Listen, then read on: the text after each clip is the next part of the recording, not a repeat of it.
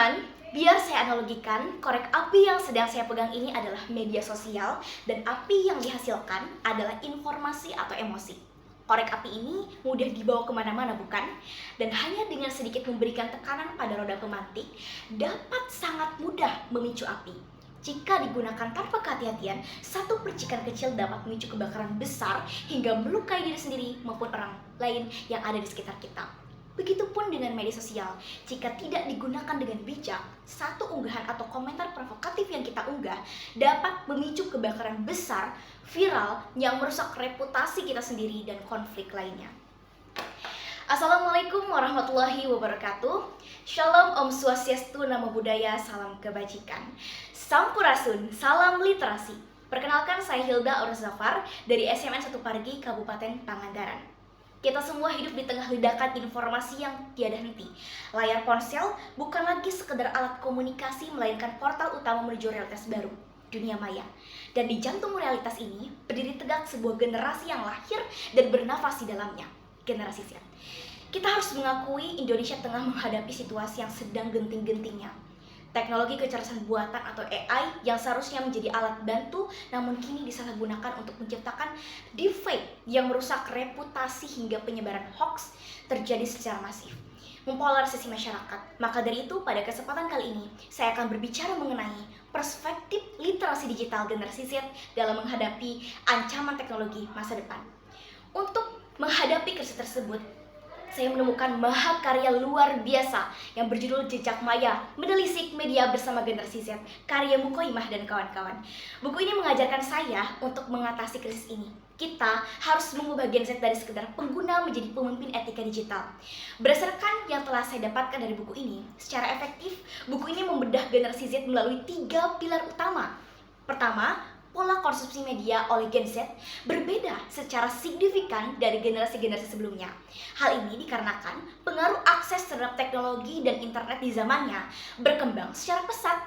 Gen Z dikenal sebagai digital natives, di mana penggunaan smartphone sudah dimulai sejak mereka usia dini, yaitu berkisar 12 tahun. Berbeda dengan generasi milenial yang baru menggunakan smartphone berkisar umur 17 tahun.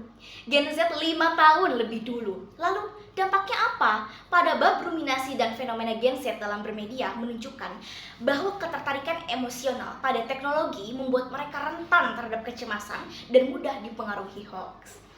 Lalu, sebagaimana yang Bill Gates katakan bahwa kemajuan teknologi telah dibuat menyesuaikan dengan manusia sampai tidak menyadari bahwa teknologi media telah menjadi bagian dari keseharian hidup mereka. Bahwa kemajuan teknologi akan selalu beriringan dengan tantangan dan kita harus bisa menghadapi tantangan itu dengan satu kata sederhana namun tidak dengan dampaknya, literasi digital. Pilar kedua, Gen Z merupakan kreator ulung dan pilar komunitas yang dinamis. Namun, kenyataannya kemudian berbalik tajam, menyoroti dampak kegagalan literasi digital melalui isu yang memilukan. Remaja, realitas, catcalling, serta bullying cybercrime di kalangan Gen Z. Di sini, literasi digital diposisikan sebagai perisai pertahanan diri dari kekerasan. Sadari bahwa kreativitas harus diimbangi dengan kewaspadaan. Kreativitas ini harus disertai dengan perisai. Ancaman di dunia maya menggambarkan bahwa kemudahan dalam media sosial memang membawa banyak manfaat. Namun, di sisi lain, media sosial juga membuka celah lain munculnya berbagai aksi tidak terpuji, salah satu cyberbullying. Hal ini sudah sangat jelas meskipun Gen Z adalah pemimpin digital, kenyataannya mereka masih banyak yang bahkan tidak tahu pentingnya literasi digital untuk hidup mereka. Gen Z harus tahu bahwa kebebasan berekspresi memiliki batas. Menggunakan teknologi bukan hanya untuk berekspresi, tetapi untuk mempertahankan diri dari penyalahgunaan. Pilar ketiga, puncak inovasi yang saya dapatkan dari buku ini adalah solusi paling relevan untuk memerangi penyebaran hoax. Terletak pada bab algoritma For You page atau FYP dalam TikTok dan perilaku Gen Z. Buku ini mengajarkan bahwa kunci literasi kritis adalah untuk memahami logika teknologi, bagaimana algoritma bekerja, bagaimana ia menciptakan bias, dan bagaimana ia mempolarisasi opini.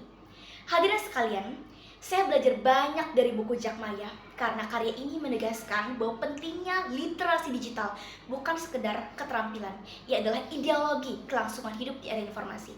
Manfaat yang dapat kita ambil dari semua kalangan adalah bagi Gen Z. Buku ini adalah self-help guide untuk bertahan hidup secara etis dan mental bagi orang tua dan pendidik. Ini adalah teropong empati untuk memahami dunia anak-anak mereka. Dan bagi Indonesia, ini adalah data berharga tentang bagaimana Gen Z berpikir dan berinteraksi. Kita semua didorong untuk menjadi pendengar sekaligus pembicara digital yang bertanggung jawab, memastikan jejak maya yang kita tinggalkan adalah jejak yang mencerahkan, bukan menghancurkan.